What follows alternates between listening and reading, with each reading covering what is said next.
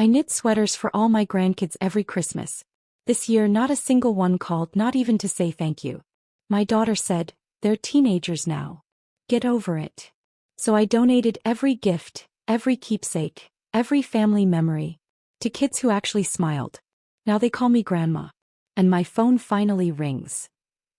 The package sat on my kitchen counter like an accusation. Returned to sender, unopened. 3 weeks after Christmas, and there it was. Bryce's sweater, the one I'd spent 47 hours knitting, complete with cables that matched his grandfather's favorite fishing vest. The postal service had stamped it with red ink. Refused return to sender. I stared at that box until my coffee went cold, remembering the night I'd finished it. December 15th, 2 a.m, my arthritic fingers cramping as I wove in the final threads. Josh's old flannel shirt lay beside me, the blue and gray one he'd worn every Saturday morning while teaching the kids to fish. I'd carefully unraveled strips of it, incorporating them into the sweater's pattern. Pieces of their grandfather, literally woven into something meant to keep Bryce warm. The irony wasn't lost on me. They'd refused warmth itself. Chloe's sweater had been even more intricate. A delicate fair isle pattern in dusty rose and cream, colors that would complement her auburn hair perfectly. I'd started it in September, working evenings while watching her old dance recitals on my tablet. Each stitch held a memory, her first pirouette at age 4, the way she'd run to me after every performance, sweaty and glowing, demanding I feel how fast her heart was beating. Bradley's had been the simplest. A classic crew neck in forest green, his favorite color since he was 7 and decided he wanted to be a park ranger. No fancy cables or intricate color work, just honest, sturdy stitches that would last him through college and beyond. I'd knitted in the round, imagining him wearing it during late-night study sessions, pulling it close when he missed home. 3 sweaters. 3 grandchildren. 17 years of Christmas mornings where they'd actually worn my gifts, posed for photos, hugged me tight and said, "I love it, Grandma Lauren."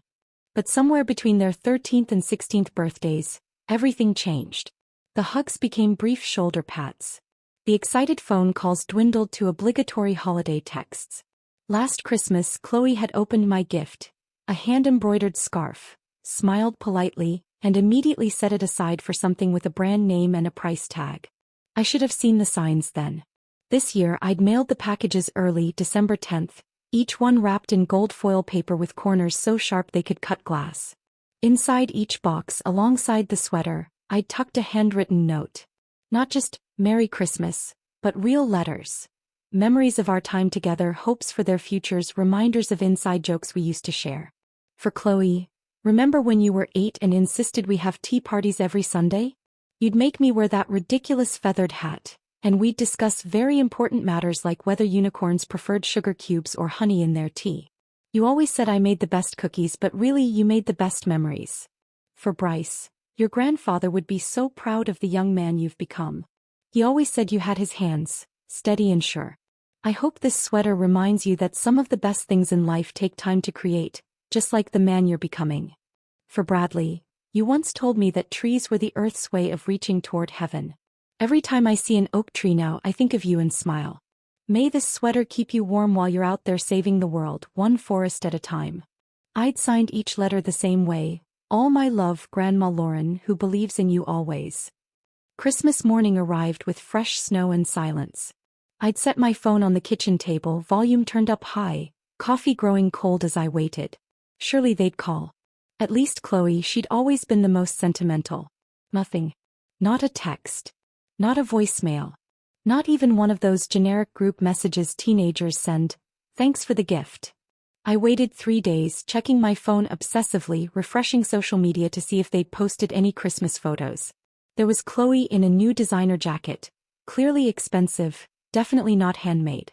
Bryce with some gaming headset that probably cost more than the yarn for all 3 sweaters combined. Bradley wearing what looked like a store-bought hoodie, grinning beside a new skateboard. No sign of my gifts anywhere. On December 28th, I broke. I called Allison, my voice carefully neutral despite the hurricane in my chest. "Hi honey. Just wanted to make sure the packages arrived safely. I haven't heard from the kids." Her sigh came through the phone like a dismissal. "Mom, they got them. They're just busy." Too busy for a 2-minute phone call? Look, they appreciated the thought, but they're teenagers now. They have their own style, their own interests. Maybe next time just get them gift cards or something practical. Something practical. As if love could be practical. As if 17 years of Christmas traditions could be replaced with a piece of plastic and a preset dollar amount. I put a lot of work into those sweaters, Allison. Hours and hours. I used fabric from Dad's old shirts. Mom, please. They're not little kids anymore. They don't want homemade stuff. It's not personal. But it was personal. Every dropped stitch I'd carefully picked up. Every late night I'd stayed awake perfecting a pattern. Every time I'd held those sweaters up to imagine my grandchildren wearing them, feeling surrounded by love even when I wasn't there. I just thought they might call to say thank you, I whispered. They're teenagers now, Mom. Get over it. Get over it. Like 17 years of being their devoted grandmother was something to simply move past. Like the arthritis in my hands that made every stitch an act of determination didn't matter. Like the pieces of their grandfather I'd woven into those sweaters were just scraps of old fabric. After I hung up, I sat in Josh's old recliner, holding the ball of yarn I'd been saving for next Christmas. More of his flannel shirts, carefully unraveled and ready to become part of something new. I'd planned to make Bryce a vest, something he could wear over dress shirts when he started college interviews. Now I wondered if he'd even recognize the fabric. If any of them remembered their grandfather well enough to appreciate having a piece of him close to their hearts. The house felt smaller that night, filled with the echo of traditions that had outlived their welcome. I looked around at 17 years of framed Christmas photos. All those smiling faces in hand-knitted scarves and mittens, surrounded by the warmth of family and the promise that love like this would last forever. Apparently I'd been wrong about forever. The walk to my bedroom closet felt like a pilgrimage to a shrine I'd built without realizing it. Behind the sliding door lay 17 years of careful curation. Shelves lined with wrapped packages that had never found their way to the right hands. Boxes labeled with names and dates that had lost their meaning. There was the cashmere scarf I'd knitted for Chloe's 16th birthday, still pristine in tissue paper. She'd opened it, smiled briefly, then asked if I had the gift receipt because cashmere isn't really my vibe anymore, Grandma. Below it sat Bradley's unused fishing vest from 2 Christmas ago, hand-embroidered with tiny trout along the pockets, inspired by his childhood obsession with catching minnows in my backyard pond. He'd outgrown fishing the same summer he'd outgrown needing his grandmother. My fingers traced the edge of a photo album I'd never given to Allison, every page carefully arranged with pictures from her childhood, complete with handwritten captions in my best penmanship. Allison's first steps, taken right here in Grandma's kitchen. Reading bedtime stories until we both fell asleep. The day she learned to braid my hair and called herself my personal stylist. How had I not seen it before? I wasn't preserving memories, I was hoarding ghosts. Each item told the same story, my desperate attempt to keep loving people who had already moved on. The rejection from Christmas hadn't just stung, it had shattered something deeper.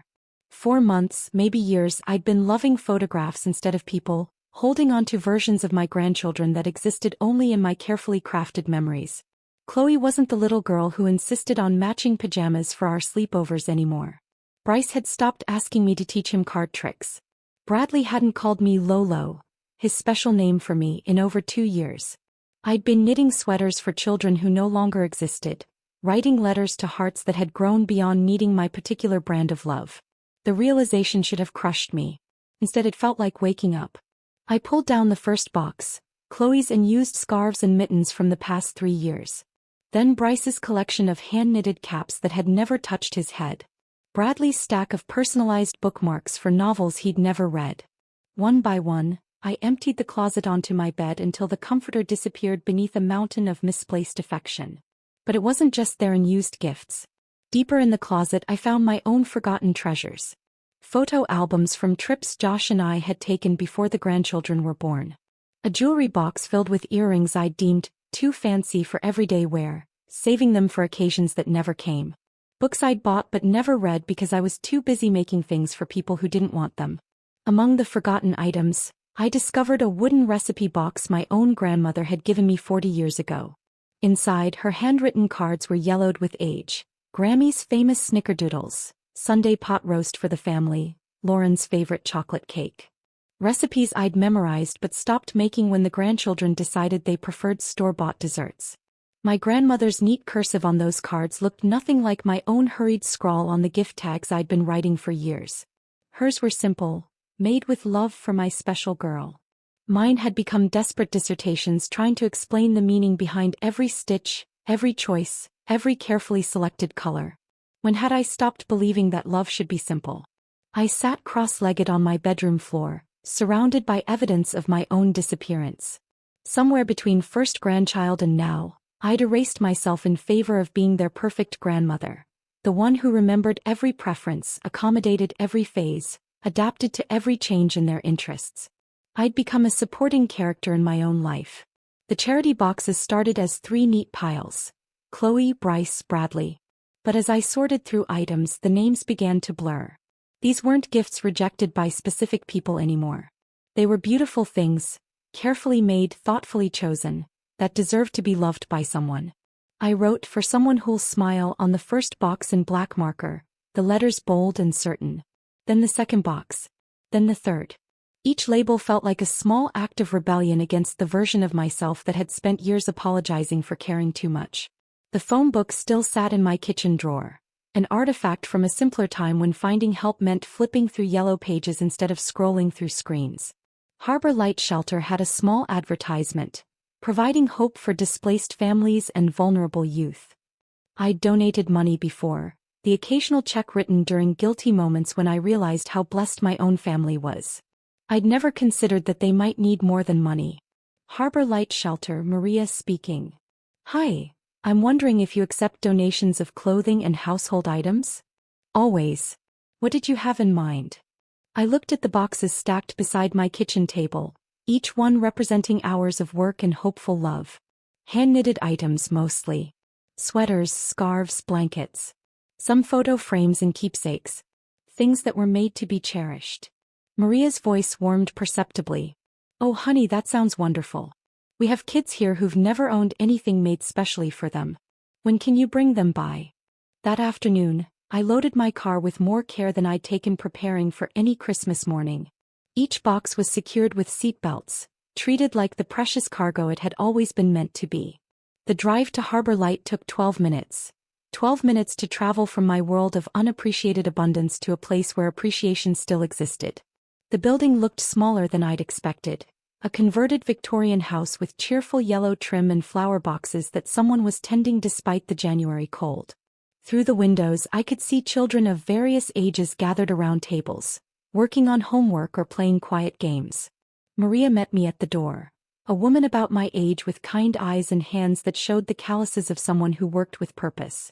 You must be Lauren. Let me help you with those boxes.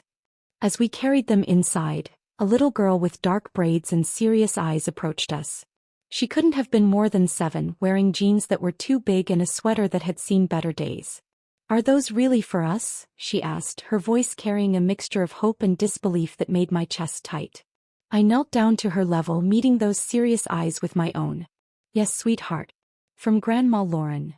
The smile that spread across her face was like sunrise after the longest night. That little girl's name was Sophia, and she wore my forest green sweater, the one originally meant for Bradley, like it was made of gold thread.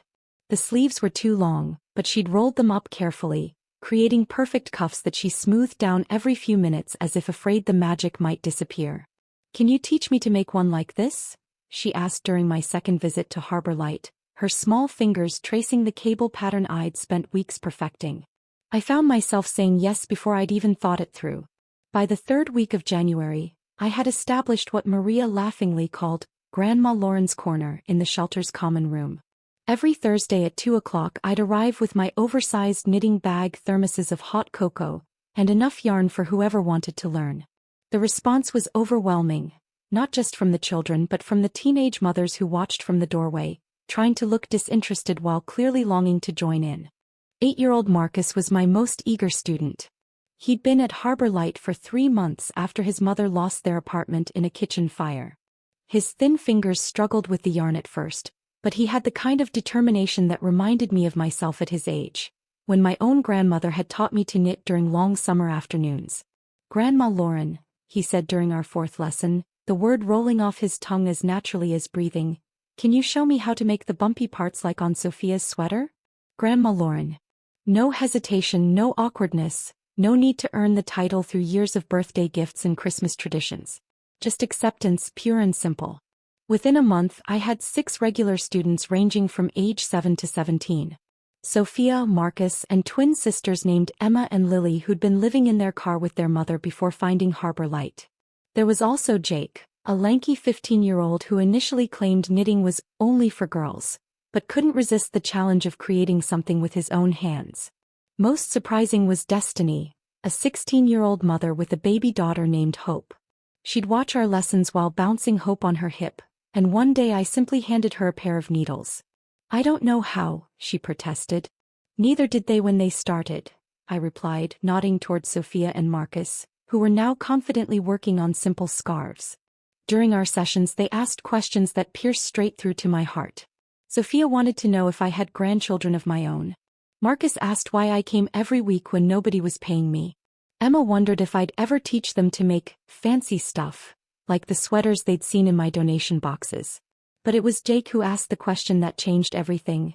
"Grandma Lauren, do you think some people just don't know how to appreciate good things?" I paused in the middle of demonstrating a knit stitch, his words hitting closer to home than he could have known. "Sometimes, sweetie. Sometimes people get so busy looking for the next big thing that they forget to see the beautiful things right in front of them." "That's dumb," Sophia declared with the brutal honesty only children possess. "If somebody made me something this nice, I'd wear it every single day." These children, who had every reason to be bitter, who'd lost homes and stability and security, were teaching me about gratitude in ways my own grandchildren never had. My phone started ringing regularly, but the calls weren't from Faisalabad or wherever Allison's family happened to be that week.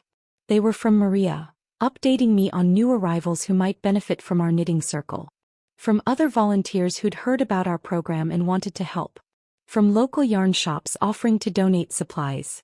One particularly memorable call came from Mrs. Henderson, an elderly woman whose knitting group at the senior center had disbanded when too many members passed away or moved to assisted living.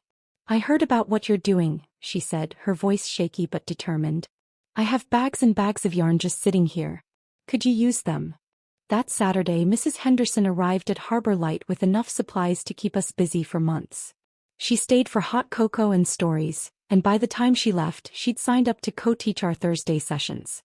It was during one of these expanded sessions in late January that my personal phone buzzed with a notification from social media.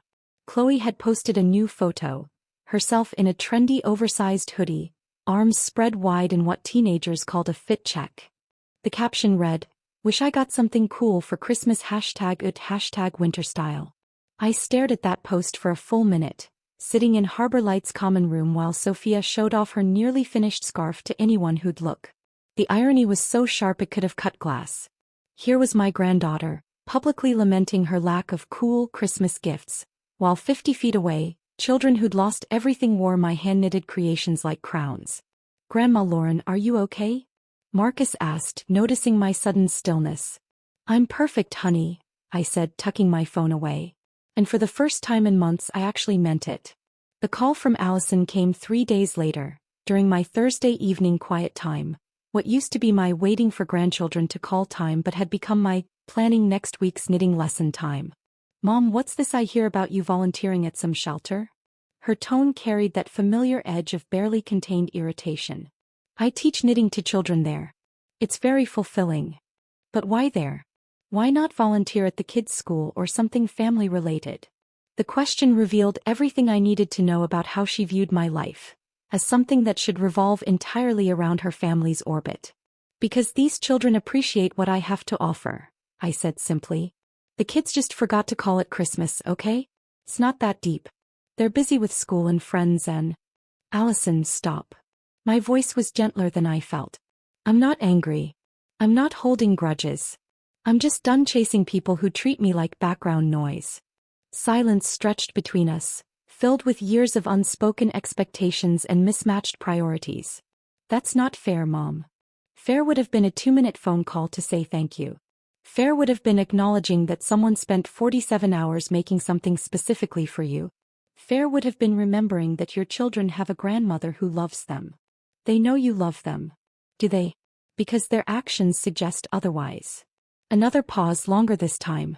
So what, you're just giving up on your own family? I looked around Harbor Light's common room, where photos of our knitting circle decorated one wall. Children beaming while holding up their latest creations, teenagers who'd learned that their hands could make beautiful things, mothers who discovered they had more strength than they'd realized.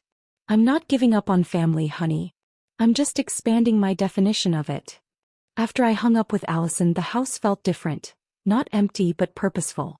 I walked to my craft room, which had been Josh's home office before he passed, and spread out a large sheet of butcher paper across his old desk. At the top I wrote in bold letters, Grandma's Corner, monthly care packages. The idea had been brewing since my conversation with Jake about people not appreciating good things. These shelter kids deserved more than my Thursday visits and weekly knitting lessons. They deserved to know that someone was thinking about them when they weren't around, that they mattered enough to receive surprises just because. I divided the paper into columns. Recipient names, interests, sizes, and what I called heart notes. Special things I'd noticed about each child that I wanted to celebrate. Sophia loved purple and always asked about my grandmother's cookie recipes. Marcus collected smooth stones from the shelter's small garden and lined them up on his windowsill.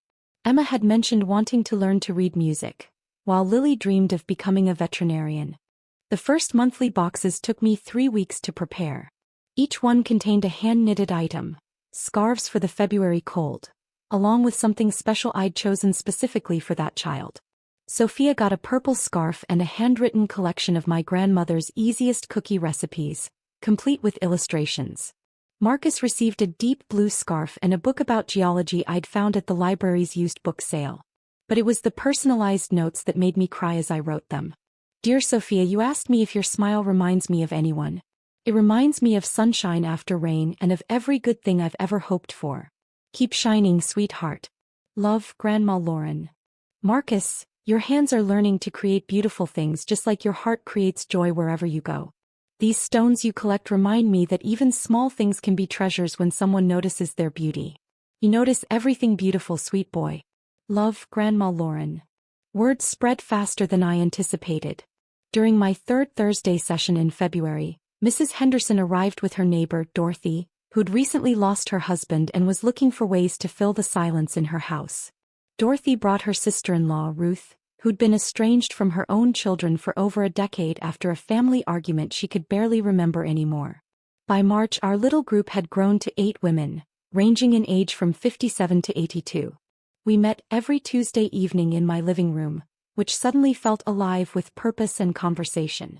Each woman had her own story of displacement, from grandchildren who'd outgrown them, from children who'd grown too busy or too distant, from families that had shrunk through death or disagreement. Ruth surprised us all by admitting she'd never learned to knit. I was always too proud to ask for help, she said, her fingers fumbling with the needles as Dorothy patiently showed her the basic stitches. Figured I'd missed my chance. There's no expiration date on learning something that brings joy, Mrs. Henderson replied, and I saw Ruth's shoulders relax for the first time since she joined us. We established a system. Each woman adopted 2 shelter residents and committed to monthly care packages. But what started as a knitting circle evolved into something deeper. We became research partners, hunting down book series when we discovered a child's reading preferences, sharing recipes when someone mentioned missing their grandmother's cooking, pooling money to buy art supplies for budding artists. Dorothy, who'd been a librarian for 40 years, started including carefully selected books in every package. Ruth, despite being our newest knitter, had a gift for writing encouraging notes that made the teenagers cry happy tears. Mrs. Henderson contributed her late husband's collection of National Geographic magazines, which became treasured items among the kids who dreamed of seeing the world beyond their current circumstances. The transformation wasn't just in the shelter children, it was in us. Tuesday evenings became the highlight of my week, filled with laughter and shared purpose in ways my quiet house hadn't experienced since Josh died. We celebrated each other's successes.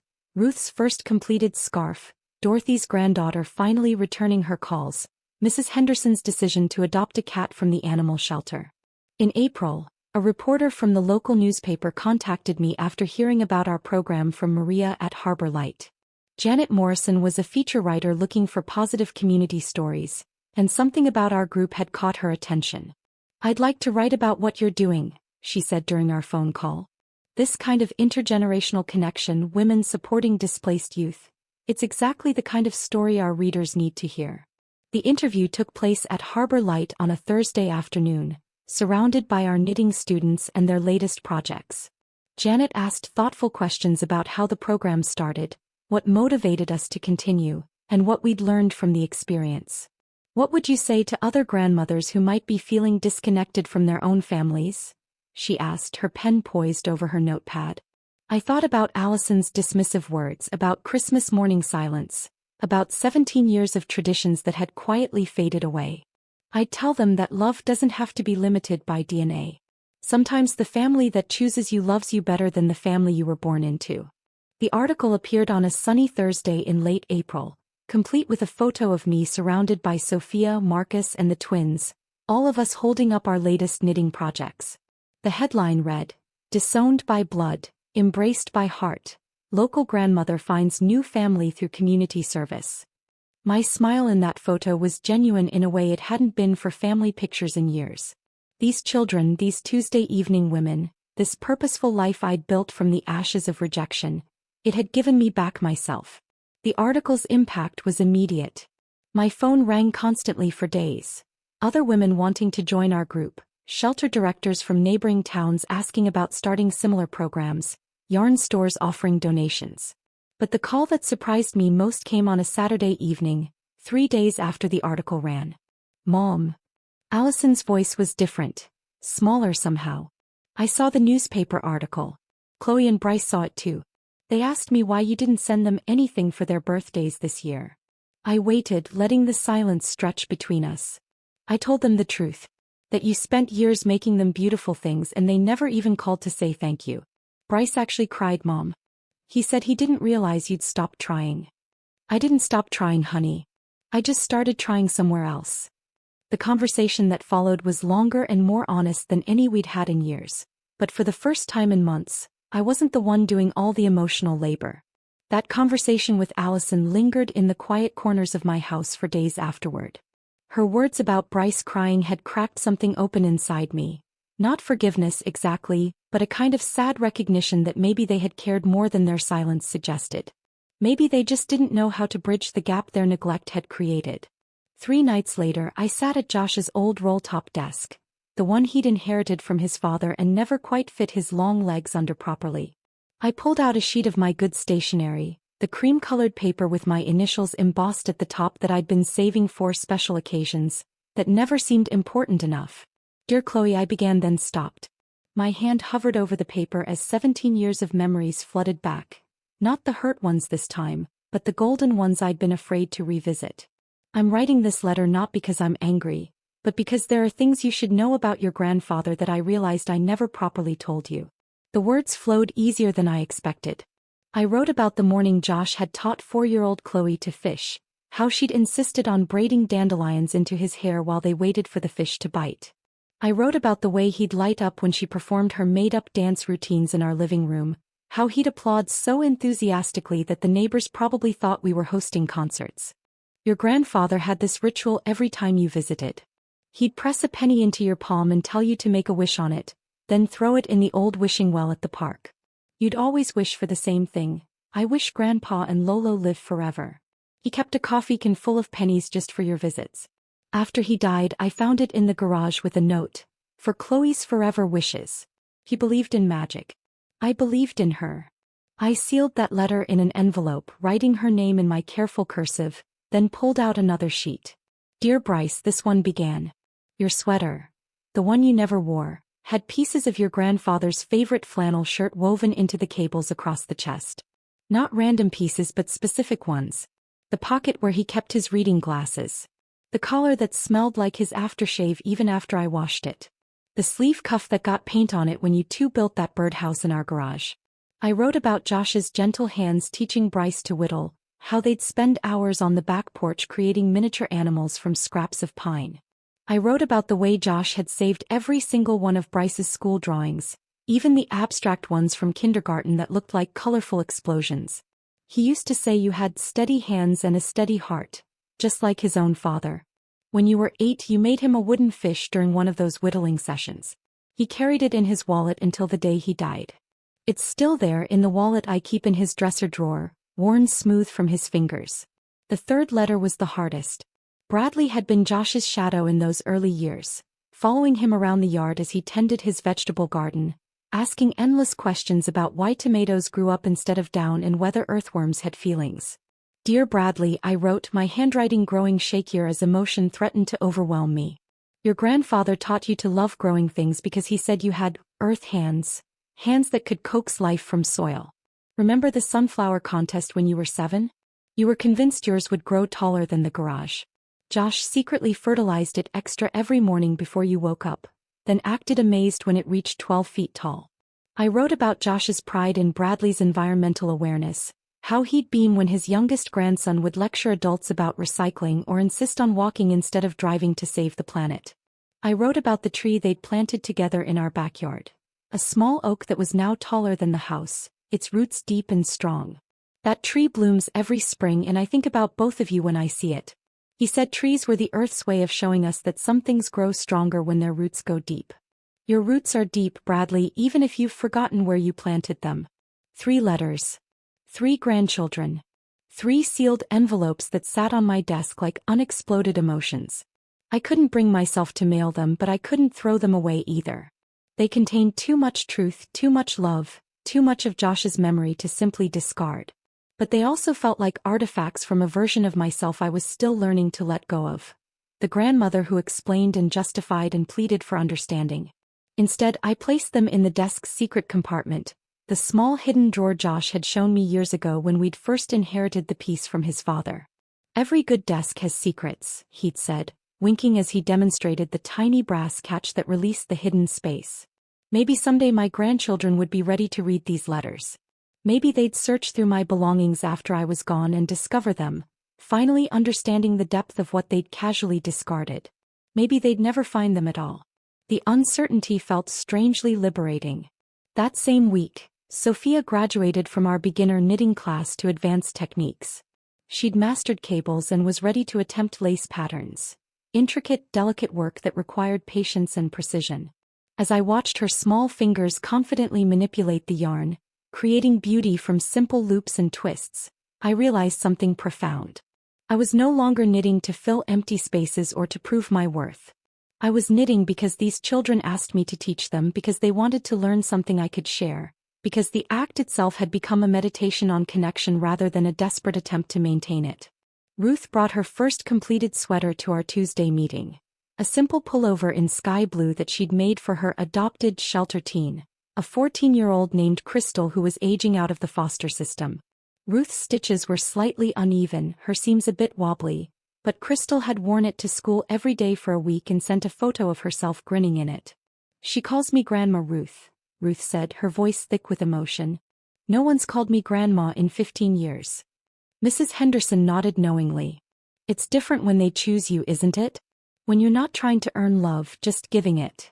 That night, I opened the secret drawer one more time and looked at those 3 sealed letters. They represented the mother and grandmother I used to be. The one who felt compelled to explain every emotion, to justify every hurt feeling, to teach lessons even when no one was listening. I closed the drawer gently, leaving the letters in their hidden darkness. Perhaps they'd remain there forever, or perhaps someday they'd serve their purpose. But for now they were simply there, truth preserved in a safe place, waiting for the right moment to be discovered. I had other letters to write now. Thank you notes to yarn shop owners who donated supplies. Birthday cards for shelter children who'd never received mail addressed specifically to them. Messages of encouragement for the women in our Tuesday circle who were learning to redirect their nurturing energy toward grateful hearts. Letters that would actually be read. Letters that mattered to their recipients. Letters that built bridges instead of burning them. Winter arrived early that year, and with it came the familiar rhythm of clicking needles and soft yarn sliding through my fingers. But the sound echoed differently now. Not in the hollow quiet of a house waiting for appreciation that never came, but in the warm buzz of my living room filled with the Tuesday circle, or the cheerful chaos of Harbor Light's common room. Marcus, now 9 and grown 2 inches since I'd first met him, sat beside me during our Thursday session, his own needles working steadily on a scarf for his baby sister. His mother had found stable housing and they'd be leaving Harbor Light soon. A success story that filled my heart even as it reminded me that these relationships too were temporary. Grandma Lauren, he said, pausing to untangle a dropped stitch, can you tell me more about your husband? The one whose shirts you put in the sweaters. I smiled, reaching for the ball of soft gray yarn that had once been Josh's weekend gardening shirt. What would you like to know, sweetheart?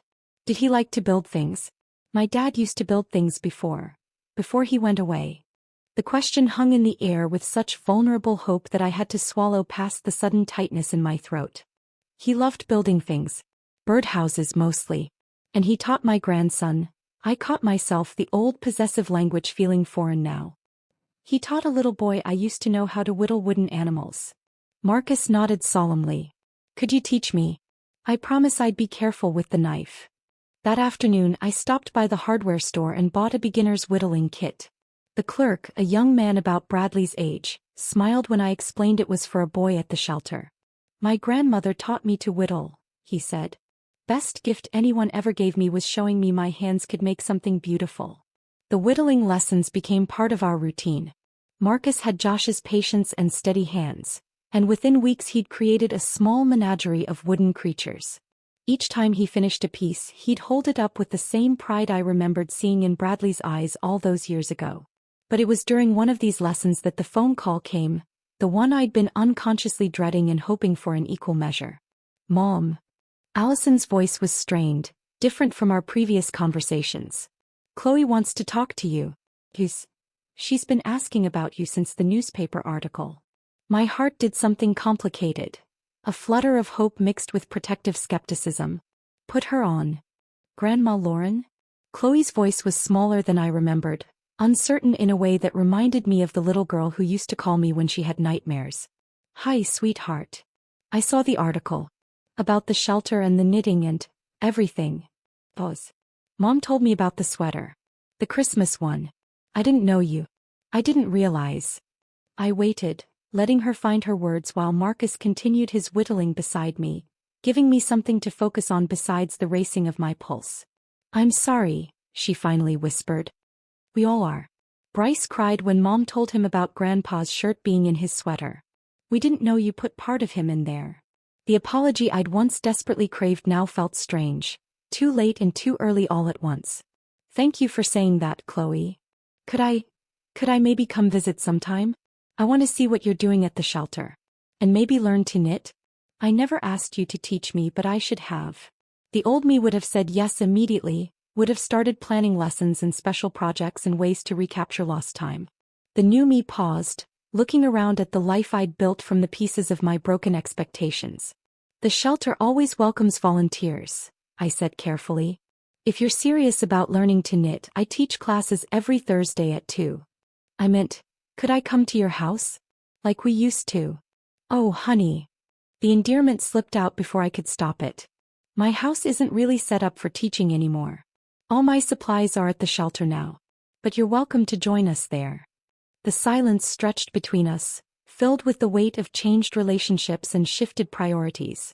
When she spoke again, her voice was smaller still. You don't want to see me alone, do you? The question pierced through my carefully constructed defenses. The truth was complicated. I did want to see her, but not the way we used to exist together, with me performing grandmotherhood while she passively received it. If she wanted to be part of my life now, it would be on different terms. I want to see you learning something new, I said finally. I want to see you caring about something beyond yourself. The shelter would be good for that.